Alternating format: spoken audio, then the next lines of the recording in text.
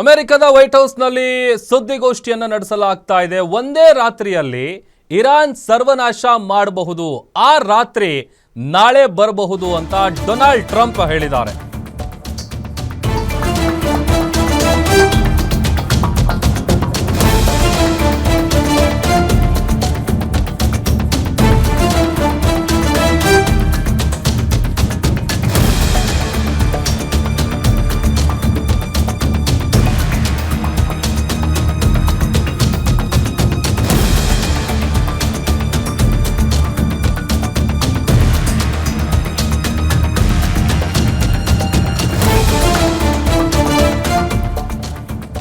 ಒಂದೇ ರಾತ್ರಿಯಲ್ಲಿ ಇರಾನ್ ಸರ್ವನಾಶ ಮಾಡಬಹುದು, ಆ ರಾತ್ರಿ ನಾಳೆ ಬರಬಹುದು ಎಂದಿದ್ದಾರೆ ಡೊನಾಲ್ಡ್ ಟ್ರಂಪ್. ಇರಾನ್ಗೆ ಮಂಗಳವಾರದ ಗಡುವನ್ನ ಕೊಟ್ಟಿದೆ ಈಗ ಆಲ್ರೆಡಿ ಅಮೆರಿಕ. ಈಗ ಬಹಿರಂಗವಾಗಿಯೇ ಇರಾನ್ಗೆ ಟ್ರಂಪ್ ಬೆದರಿಕೆ ಹಾಕ್ತಾ ಇದ್ದಾರೆ. ರಾತ್ರೋರಾತ್ರಿ ಇರಾನ್ ಅನ್ನ ನಾಶ ಮಾಡಿಬಿಡ್ತೀವಿ ಅಂತ ಎಚ್ಚರಿಕೆ ಕೊಟ್ಟಿದ್ದಾರೆ. ಶ್ವೇತಭವನದ ಸುದ್ದಿಗೋಷ್ಠಿಯಲ್ಲಿ ಟ್ರಂಪ್ ಈ ವಿಚಾರವನ್ನ ಹೇಳಿರೋದು.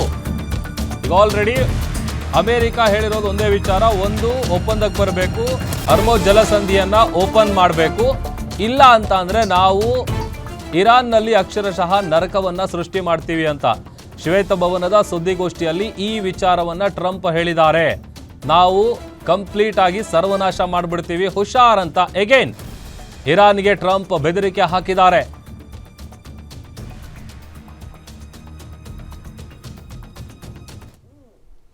When you look at the machinery, what happened, that nobody was even injured. Meanwhile, the second crew member, a weapons system officer, highly respected colonel, had landed a significant distance away from the pilot. When you're going at those speeds, even if you go out 2 or 3 seconds later, it's miles and miles away because you're going fast. He was injured quite badly and stranded in an area teeming with terrorists from the Islamic Revolutionary Guard Corps rough group, as well as besieged militia and local authorities. Many, on top of everything else, they told the communities actually within inside of Iran, the people of Iran, they were given a tremendous incentive to find this pilot. Despite the peril, the officer followed his training and climbed into the treacherous mountain terrain and started climbing toward a higher altitude, something they were trained to do in order to evade capture. They want to always go as far away from the site of the shoot down. You want to go as far away because they all head right to that site. You want to be as far away as you can. Rescue their fellow service members. This first wave of search and rescue forces successfully located the pilot of the F-15, and he was extracted from enemy territory by an HH-60 Jolly Green II helicopter. Fabulous machine as our warriors faced gunfire at very close range. It's amazing that when you look at the machinery, what happened, that nobody was even injured. Meanwhile, the second crew member, a weapons system officer, highly respected colonel, had landed a significant distance away from the pilot. When you're going at those speeds, even if you go out 2 or 3 seconds later, it's miles and miles away because you're going fast.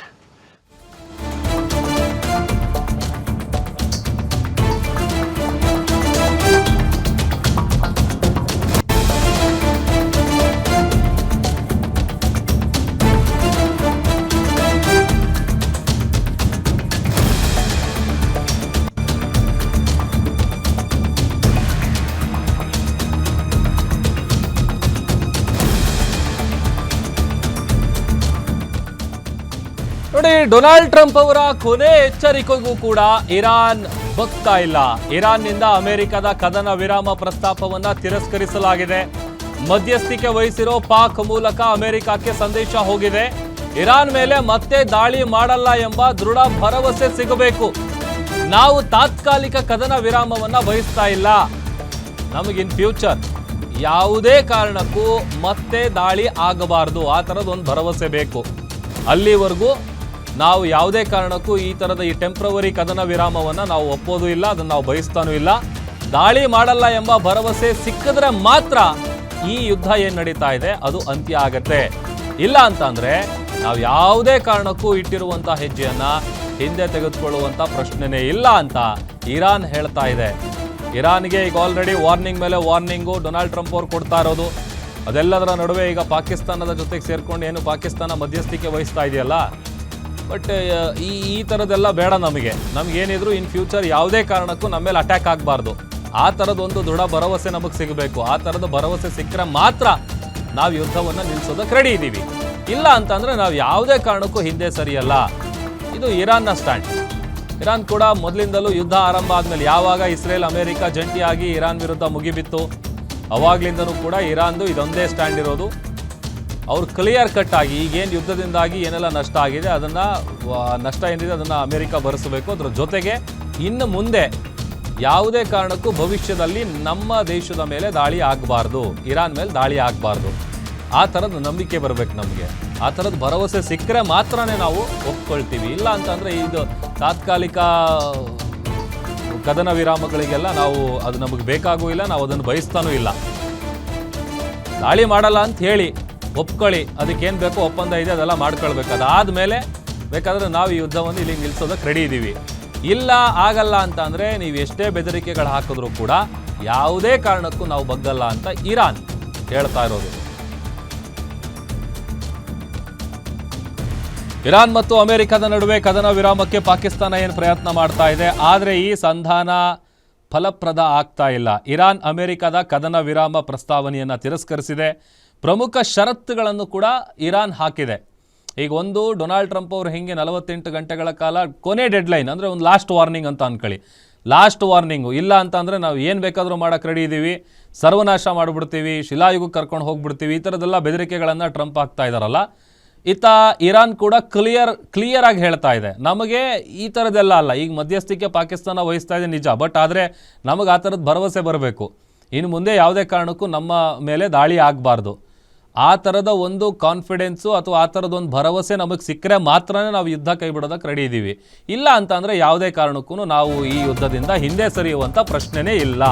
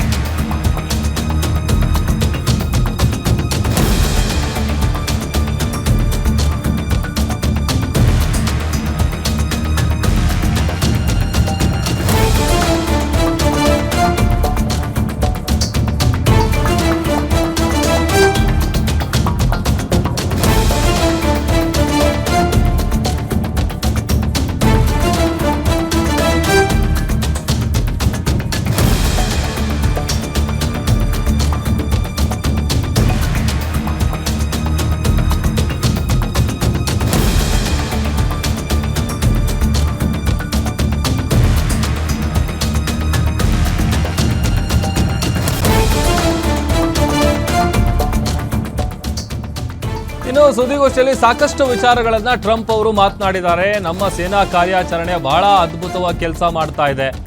ಆಮೇಲೆ ಒಂದು ಯುದ್ಧ ವಿಮಾನ ಪತನಗೊಂಡಂತ ವಿಚಾರ ಇದೆಯಲ್ಲ, ಆ ವಿಚಾರಕ್ಕೆ ಸಂಬಂಧಪಟ್ಟಂತೆಯೂ ಕೂಡ Donald Trump ಅವರು ಮಾತನಾಡಿದ್ದಾರೆ. ನಮ್ಮ ಸೇನಾ ಕಾರ್ಯಾಚರಣೆ ಬಹಳ ಅದ್ಭುತವಾಗಿ ನಡೀತಾ ಇದೆ. ಜೊತೆಗೆ ಇತಿಹಾಸದಲ್ಲಿ ಯಾರೂ ಮಾಡದ ರಕ್ಷಣಾ ಕಾರ್ಯವನ್ನು ನಾವು ಮಾಡಿದ್ದೀವಿ. ಅಮೆರಿಕ ಫೈಟರ್ ಜೆಟ್ ಪತನಗೊಳಿಸಿತಲ್ಲ ಇರಾನ್, ಆ ವಿಚಾರವಾಗಿ ಟ್ರಂಪ್ ಅವರು ಮಾತನಾಡಿರೋದು. ಪೈಲಟ್ ಅನ್ನ ರಕ್ಷಿಸೋದ್ರಲ್ಲಿ ನಾವು ಯಶಸ್ವಿಯಾಗಿದ್ದೀವಿ ಅಂತ ಟ್ರಂಪ್ ಅವರು ಹೇಳಿದ್ದಾರೆ. ಶತ್ರು ನೆಲದಿಂದ ನಮ್ಮ ಸೈನಿಕರನ್ನ ನಾವು ರಕ್ಷಣೆ ಮಾಡಿದ್ದೀವಿ. 7 ಗಂಟೆಗಳ ಕಾಲ ನಡೆದಂತಹ ಕಾರ್ಯಾಚರಣೆ ಏನಿದೆ ಅದು ಯಶಸ್ವಿಯಾಗಿದೆ. 200 ಜನ ಕಮಾಂಡರ್ಗಳು ಬಹಳ ಅದ್ಭುತ ಕೆಲಸ ಮಾಡಿದ್ದಾರೆ.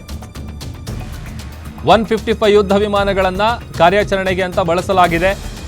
ಎಲ್ಲ ವಿಚಾರವನ್ನು ಹೇಳಿದ್ದಾರೆ. ಹೀಗಾಗಿ ನಮ್ಮ ಸೇನಾ ಕಾರ್ಯಾಚರಣೆ ಅದ್ಭುತವಾಗಿ ನಡೀತಾ ಇದೆ ಅಂತ ಟ್ರಂಪ್ ಹೇಳಿರೋದು.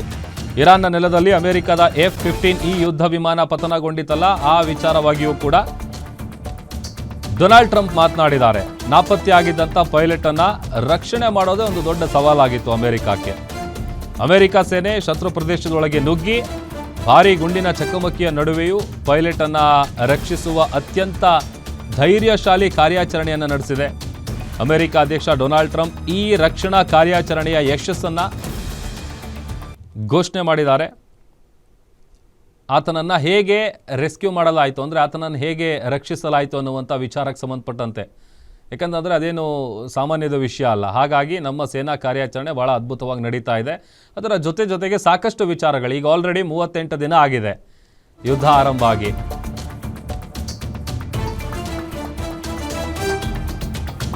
ಇನ್ನು ಎಚ್ಚರಿಕೆಯ ನಡುವೆ ಇರಾನ್ ಜನರನ್ನ ಹೊಗಳಿದ್ದಾರೆ ಟ್ರಂಪ್. ಇರಾನ್ ಜನರು ಒಳ್ಳೆಯವರು ಮತ್ತು ಬಲಿಷ್ಠ ಹೋರಾಟಗಾರರು, ಆದರೆ ಅವರು ಈಗ ಮೊದಲಿದ್ದಷ್ಟು ಬಲಿಷ್ಠರಾಗಿಲ್ಲ. 1 ತಿಂಗಳ ಹಿಂದೆ ಇರಾನ್ನವರು ಶಕ್ತಿಶಾಲಿಗಳಾಗಿದ್ರು, ಬಹಳ ಪವರ್ಫುಲ್ ಆಗಿದ್ರು. 1 ತಿಂಗಳ ಹಿಂದೆ ಅವರ ಮೇಲೆ ನಿರಂತರ ದಾಳಿಯಿಂದಾಗಿ ಈಗ ಅವರು ಶಕ್ತಿ ಕಳ್ಕೊಂಡಿದ್ದಾರೆ, ಬಲಹೀನರಾಗಿದ್ದಾರೆ. ಇರಾನ್ ಶಕ್ತಿ ಗಮನಾರ್ಹವಾಗಿ ಕಡಿಮೆಯಾಗಿದೆ ಅಂತ ಟ್ರಂಪ್ ಹೇಳಿದ್ದಾರೆ. ಎಚ್ಚರಿಕೆ ಕೊಡ್ತಾನೆ ಇರಾನ್ ಜನರನ್ನ ಹೊಗಳಿರೋದು ಅದೊಂಥರ ಹೊಗಳದಂಗೂ ಇರಬೇಕು, ತೆಗಳದಂಗೂ ಇರಬೇಕು. ಆ ನಿಟ್ಟಿನಲ್ಲಿ ಟ್ರಂಪ್ ಅವರು ಮಾತನಾಡಿರೋದು. 1 ತಿಂಗಳ ಹಿಂದೆ ಸಿಕ್ಕಾಪಟ್ಟೆ ಸ್ಟ್ರಾಂಗ್ ಆಗಿದ್ರು, ಬಟ್ ಈಗ ನಾವು ನಿರಂತರವಾಗಿ ದಾಳಿ ಮಾಡಿ ಅವರು ಬಲಹೀನರಾಗಿದ್ದಾರೆ. ಅಂದರೆ 1 ತಿಂಗಳ ಹಿಂದೆ ಅಂತ ಅಂದರೆ ಯುದ್ಧ ಆರಂಭ ಆಗೋದಕ್ಕಿಂತ ಮುಂಚೆ, ಈಗೇನು 38 ದಿನ ಆಗಿದೆಯಲ್ಲ, ಈಗ ಅವ್ರ ಮೇಲೆ ನಾವು ನಿರಂತರವಾಗಿ ದಾಳಿ ಮಾಡ್ತಾ ಇರುವಂಥ ಕಾರಣಕ್ಕಾಗಿ ಇರಾನ್ನ ಶಕ್ತಿ ಗಮನಾರ್ಹವಾಗಿ ಕಡಿಮೆಯಾಗಿದೆ ಅಂತ ಟ್ರಂಪ್ ಹೇಳಿದ್ದಾರೆ. ನೋಡಿ, ಅಮೆರಿಕದ ಮೈಂಡಲ್ಲಿ ಇತ್ತು, ಇಲ್ಲ ಇರಾನ್ ಮೇಲೆ ನಾವು ದಾಳಿ ಮಾಡಿದಂಥ ಸಂದರ್ಭದಲ್ಲಿ ಬೇಗ ಶರಣಾಗ್ಬಿಡುತ್ತೆ ಇರಾನ್ ಅಂತ, ಬಟ್ ಇಲ್ಲ.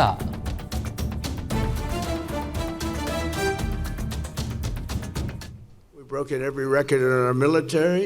And what about the rescue that took place yesterday? What about that? That's something that you rarely see. You know, they were giving me a briefing about that. And they said normally when you're in very hostile territory, and I don't think it gets much more hostile than Iran, they're capable fighters, they're very tough people, and there are others like that. You don't mind when the enemy is weak, but that enemy is strong. Not so strong like they were about a month ago, I can tell you. In fact, right now they're not too strong at all, in my opinion, but we're soon going to find out, aren't we? We've broken every record in our military. And what about the rescue that took place yesterday? What about that? That's something that you rarely see. You know, they were